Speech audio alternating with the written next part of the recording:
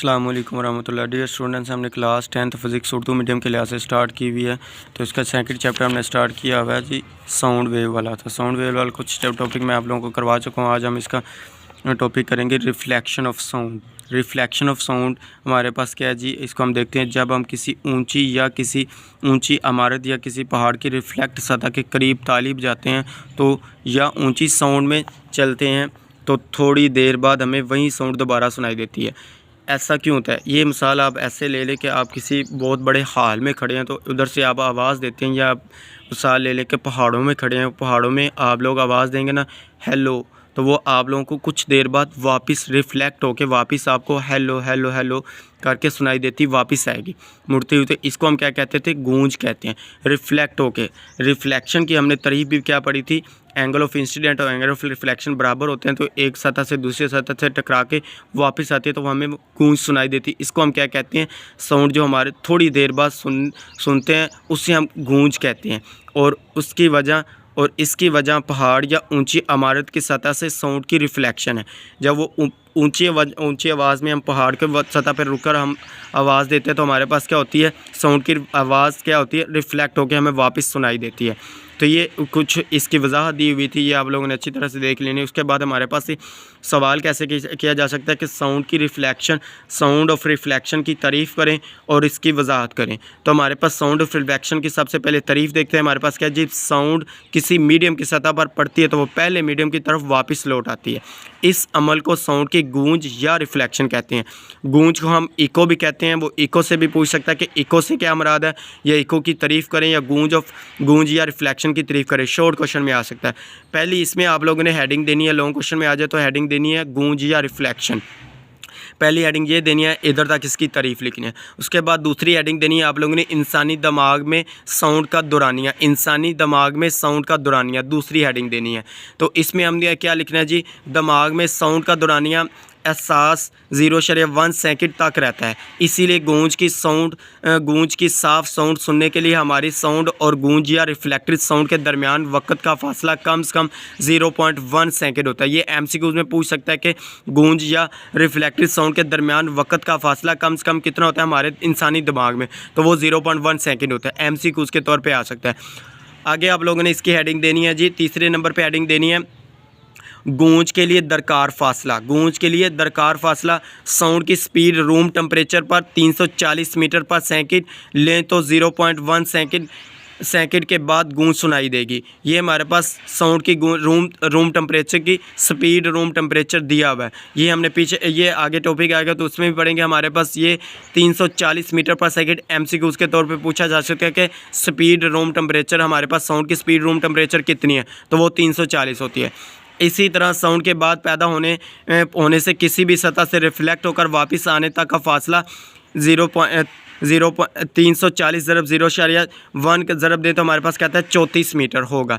ये आप लोगों ने लिखने, लिहाजा गूंज को वाज़ह तौर पर सुनने के लिए रुकावट का साउंड से कम फासला, इस फासले से आधा फासला यानी 17 मीटर। 34 का हमारे पास हाफ क्या होगा? 17, तो 17 मीटर होगा। गूंज को मल्टीपल्स रिफ्लेक्शन की वजह से एक से ज़्यादा दफ़ा सुना जा सकता है।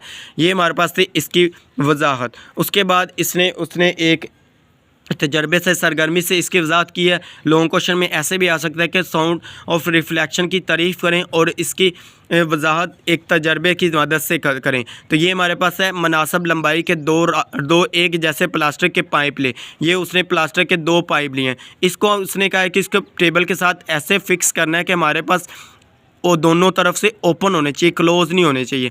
दोनों तरफ हमारे पास पाइप क्या हो, दोनों तरफ से इधर से भी ओपन हो और इधर से भी ओपन हो, ताकि इधर से आवाज़ जाती है दूसरे पाइप में आवाज़ रिफ्लेक्ट मीडियम से टकरा कर रिफ्लेक्ट होकर दूसरे मीडियम में आके हमें इधर से सुनाई दे। मिसाल के तौर पर एक तरफ हम इसको इधर क्लॉक रख दें, घड़ी रख दें, तो इधर से घड़ी के जब सुइयाँ होती हैं वो चलती हैं, सेकंड वाली सुइयाँ चलती हैं, तो इसमें हमें आवाज़ आती होती है टिक टिक टिक टिक, इस तरह की आवाज़ हमें सुनाई देती होती है।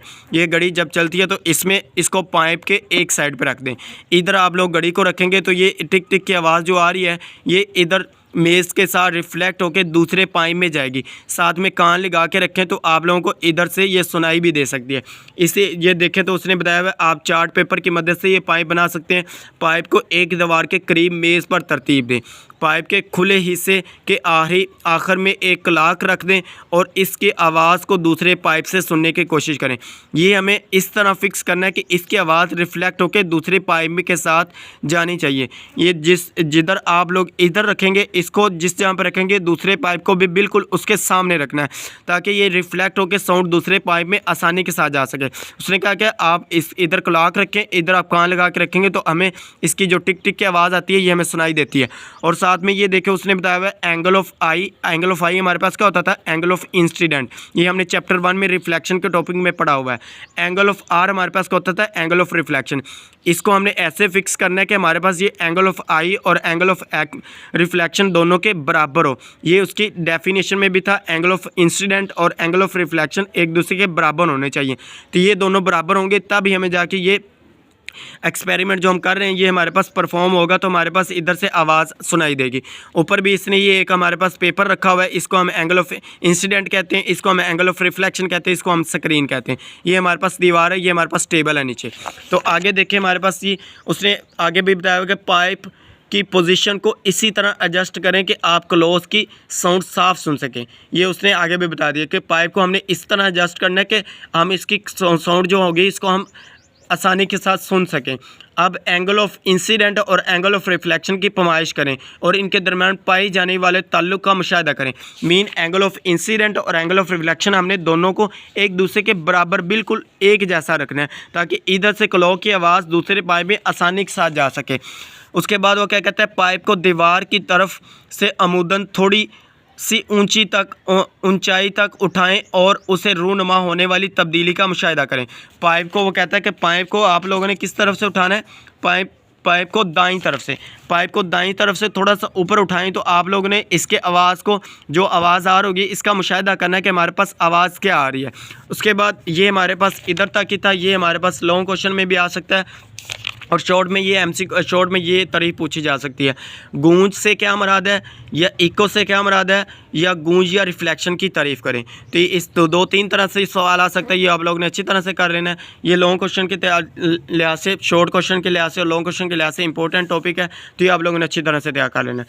उसके बाद ये जो साइड इन्फॉर्मेशन दी होती है तो इसको भी देखें तो इसमें भी हमारे पास MCQs में भी आ सकते हैं और शॉर्ट में भी पूछा जा सकता है।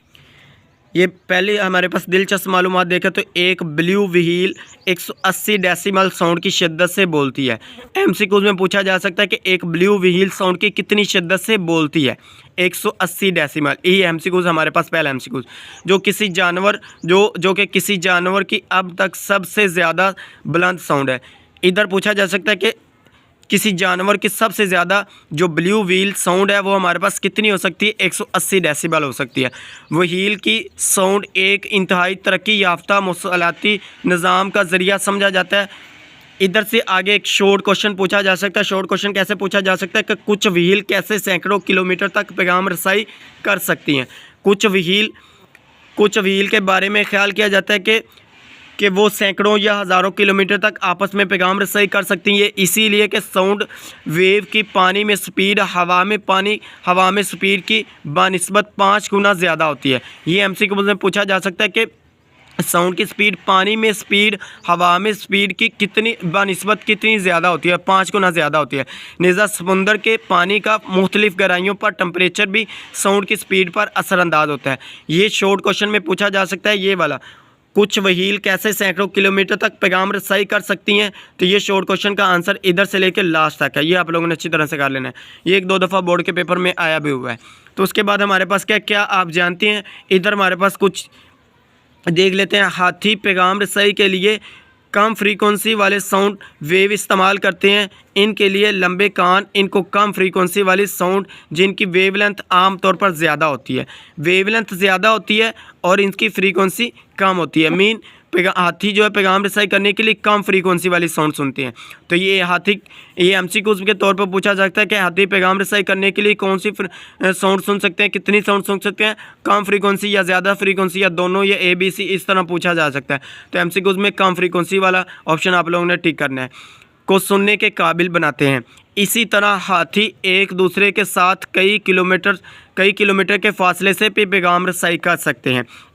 उसके बाद हमारे पास ये लास्ट वाला देखें तो लॉन्गिट्यूडनल वेव्स जो कि हवा में वाइब्रेटिंग ट्यूनिंग फोर्स के ज़रिए से पैदा हो रही हैं की वजाहत करें। कंप्रेशन की तारीफ भी देख सकते हैं, वो इसे जहां हवा का दबाव हवा के ज़रात की डेंसिटी से ज़्यादा होने की वजह से ज़्यादा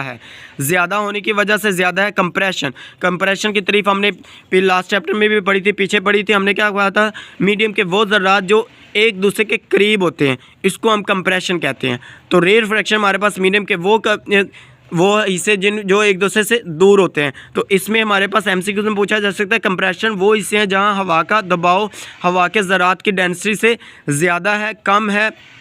इसी तरह पूछा जा सकता है, तो आप लोगों ने ज़्यादा है कि वाली पर टिक करना है। उसके बाद रेयरफेक्शन के वो हिस्से जहां हवा का दबाव कम है और हवा के ज़रात की डेंसिटी भी कम है। तो ये भी एमसीक्यूज़ में पूछा जा सकता है। ये साइड इन्फॉर्मेशन में ज़्यादातर एमसीक्यूज़ या शॉर्ट क्वेश्चन के तौर पे पूछे जा सकते हैं। तो ये आप लोगों ने अच्छी तरह से तैयार कर लेनी है।